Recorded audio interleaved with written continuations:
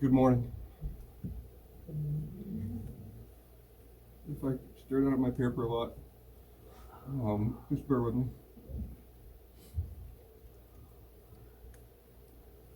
Thank you for joining us in this celebration of Wesley's life.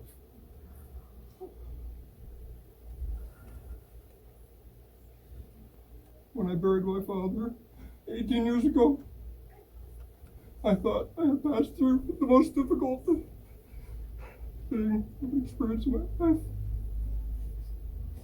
I was wrong.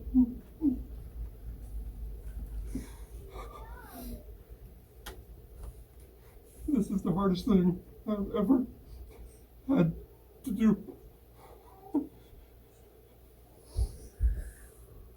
So bear with me as we share this moment together, and I'll try to get through this.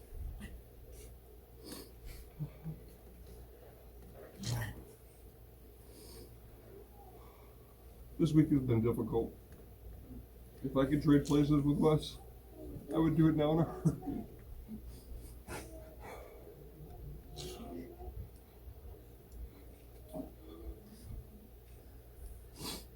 Tears have flowed down my face like a river, and I could spend hours and probably days thinking about what might have been, second-guessing past actions, or wishing for different circumstances. However, today, I would like to invite you to help me and to help ourselves shift our perspectives and celebrate the 31 wonderful years that we were privileged to have with Wesley and to have him in our lives.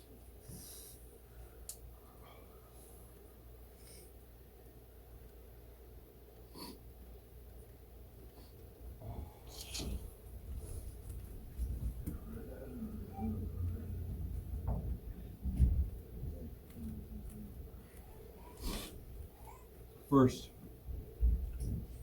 let me say that substance use disorder, also known as SUD, is a terrible disease. And it's time to put away the stigma and the unspoken rhetoric that as this disease continues to claim lives from our families and across our communities.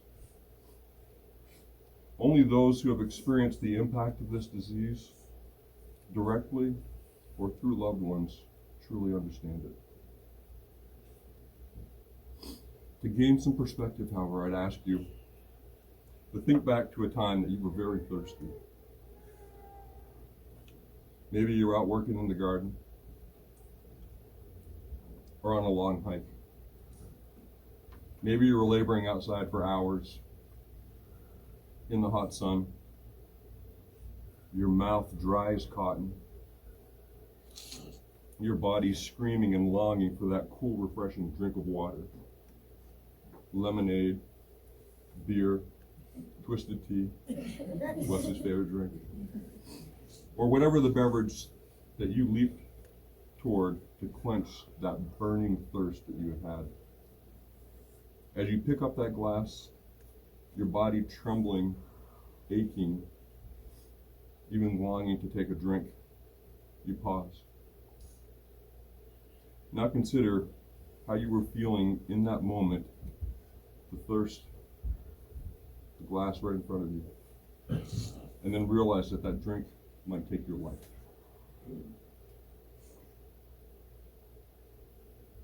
If you can allow yourself to mentally and emotionally consider this,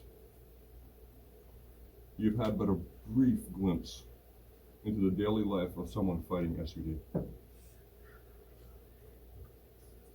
The courage, determination, and strength that is needed to fight SUD is a lifelong journey, which can be exhausting at times.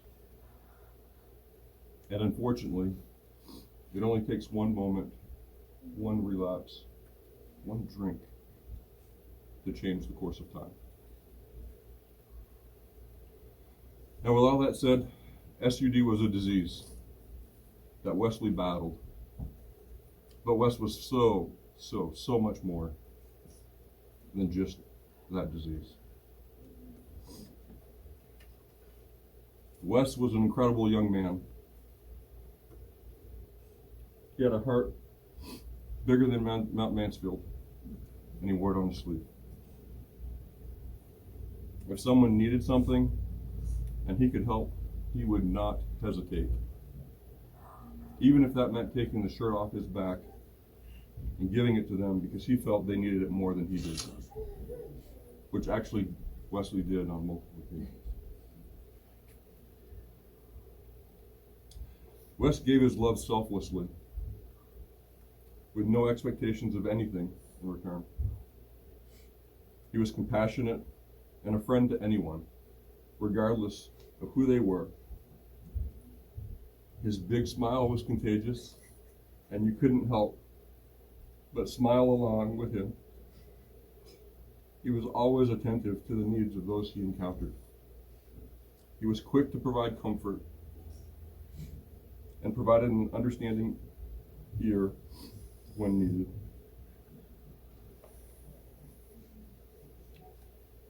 Wes was incredible with children, giving them his undivided attention and readily getting down on the ground to play. He loved kids. His eyes would light up, he'd get a big smile as he made them feel like they were the most important person in the world at that moment.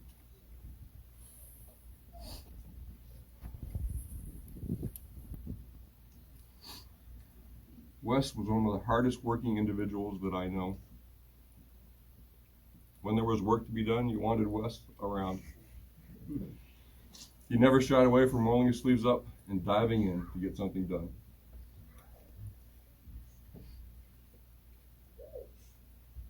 As an infant, Wes was adorable.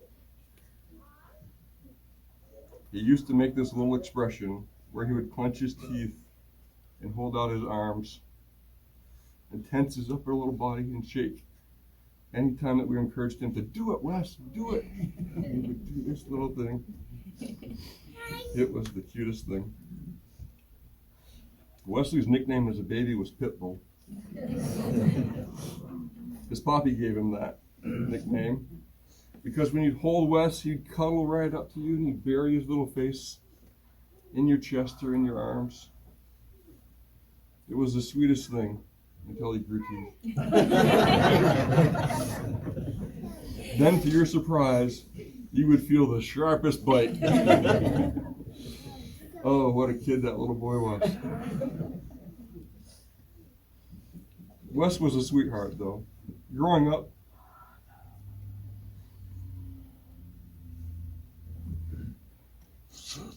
he and his brothers and sisters would go on countless adventures in our backyard or the neighbors.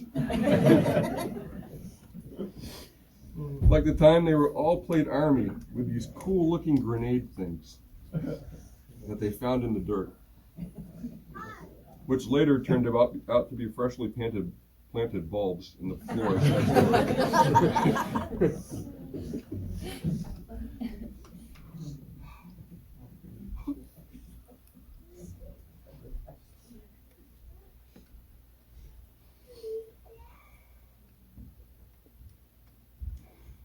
One of his proudest childhood moments was when he dug a snow fort in a huge snowbank that was out in front of our back garage. He called it his 6-foot ditch. And he was so proud of it, he even wrote a paper about it for his school assignment. As many may know, Wes was an active soccer player during his school years. He played countless games, tournaments for school teams, as well as with the Nordic Spirit Soccer Club. These tears just get in the way.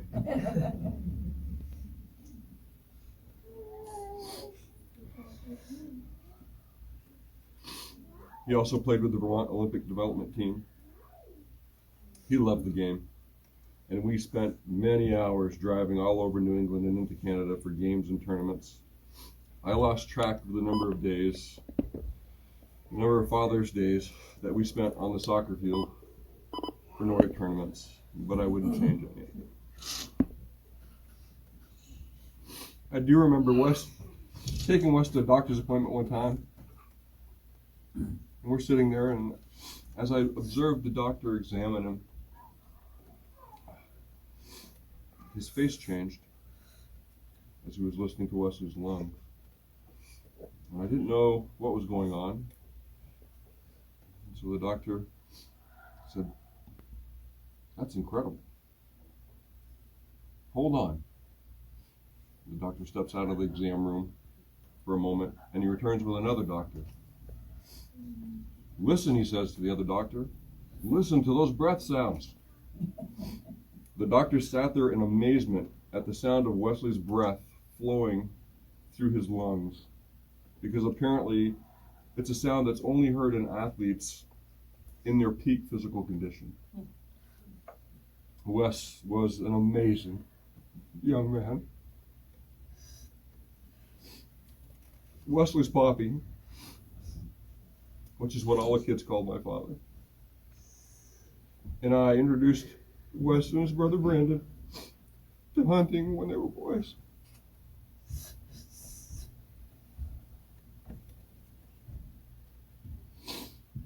Out we would go during rifle season, donning our red plaid, both boys with BB guns in hand, as we set out in search of the elusive whitetail. We never did get anything back then, but we ate a lot of track soup. But that sparked something in Wes that carried with him throughout his life. Wes was happiest in the woods. He became a successful hunter, harvesting several deer, a bear, a turkey. Still got the turkey legs. And other game. Wesley also loved fishing. He learned to fish at a young age as it became a family activity for us throughout the years.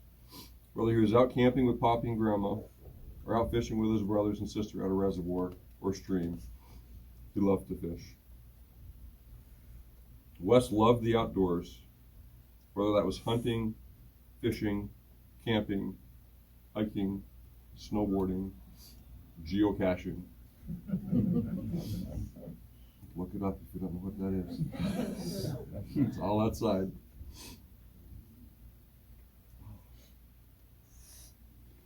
It didn't matter. He loved being outside, experiencing everything that the outdoors had to offer. A couple of years back, he even considered homesteading at one point. And I'm sure he would have been successful at that too. Wes was very talented, an engineer in his own right. Whatever he put his mind to, he could figure it out one way or another. Growing up, he spent many days with his Poppy helping to build a shed, roof a garage, or numerous other projects that his grandfather had going on. That sparked an interest in Wes, which grew into a career in a small business for him for a while. Wes was a talented craftsman and an accomplished mason. He worked on historical restoration projects across the state, being one of only a handful who knew how to mix the special mortar required for that specialized work. He built stone fireplaces, placed ceramic tile with precision, designed custom stone decks, even built a wood-burning pizza oven. He was quite a kid. Yes, Wes will always be my kid,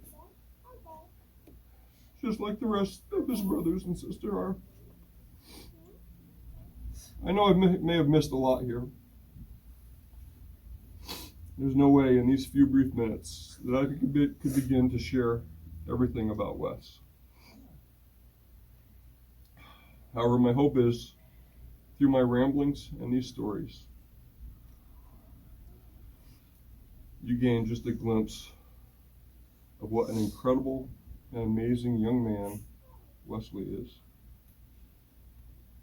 and what an impact he has had on my life and countless others. I consider myself blessed and privileged to be his father.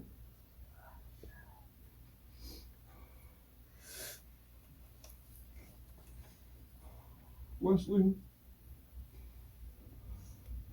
I am so proud of you and the man you became. I will miss you.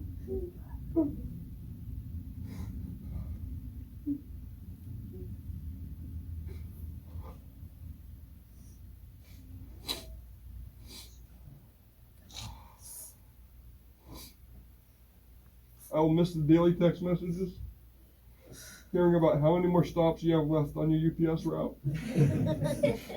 or just these quick check-ins to see what we're both up to. I am so thankful for the life you shared with me. The hugs, the laughter, the tears, the struggles, and the joy. Those memories and moments I will treasure. Rest easy, my son, and enjoy your next adventure. I'm sure Poppy is so excited to be with you once again. And until we are once again in the presence of one another, I will hold the deep impact that you've had on my life dearly. I love you, son.